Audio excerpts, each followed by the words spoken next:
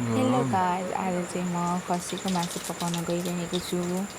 सुरुमा तेल हाल्ने, अनि तेल तातेपछि प्याजहरू हाल्ने, जिरा हाल्ने, लसुन हाल्न मन लाग्दाखेरि हाल्दा हुन्छ, नभए अहिले मसलामा पिसेर हाल्दा पनि हुन्छ।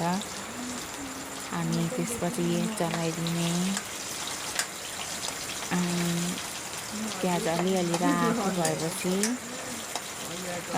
रातो हुँदैछ चलाउने। यहाँ चाहिँ ढिलो हुन्छ किनकि ग्यास सानो बढेको छ, ग्यास बिग्रेर। अनि त्यसपछि चलाउने अनि बेसन हालिदिने अलिकति यसो मुख बनाए जस्तो गर्ने, अनि मासु हालिदिने, अनि चलाउने, अनि नुन हाल्ने, अनि चलाउने। फेरि नुन हालेपछि स्वाद अनुसार नुन हाल्नुपर्छ। चलाउने, नुन हालिसकेर अनि एकछिनको लागि छोपिदिनुपर्छ। म यहाँ चाहिँ मजाले चलाउँछु किनकि मासु मिठो लाग्छ मलाई। छोपिदिने त्यसपछि अनि फेरि कस्तो भयो भनेर हेर्ने, फेरि चलाउने। मासु पकाएको दिन चाहिँ साथी चलाउन मात्रै मन लाग्छ। चलाइ गर्नुपर्छ। अनि यहाँ एकछिनको लागि टमाटर पनि काट्नुपर्छ।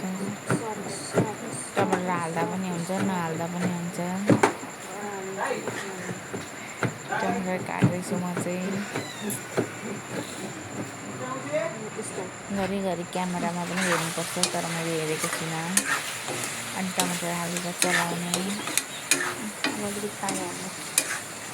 अनि फेरि छोपिदिन्छु एकछिनको लागि पानी हालेर। अनि अब मसला पिस्दैछु यहाँ म, जिरा र अलिकति लसुन। हेर्नुस् गाइज, फुड ब्लगर हेर्नु जति बेला पनि चलाएको गर्न मन लाग्छ। घरिघरि क्यामेरामा पनि हेर्नु मन लाग्छ कस्तो देखिएको। अब साथीहरू यहाँ टमाटरहरू हालेर छोपिदिने, एकछिन मजाले पाक्न दिने, मसला पनि हाल्ने, मसला हालेर चलाउने मजाले। अनि मसला पाक्न दिनुपर्छ एकछिनको लागि। म चाहिँ यहाँ चलाइछु। चलाउने, अनि पाक्छ। अनि त्यसपछि हाम्रो चाहिँ पाकिसकेको थियो। भिडियो बनाउन बिर्सेछु। अनि पानी हाल्ने, अनि बक उमाल्ने, अनि निकाल्ने।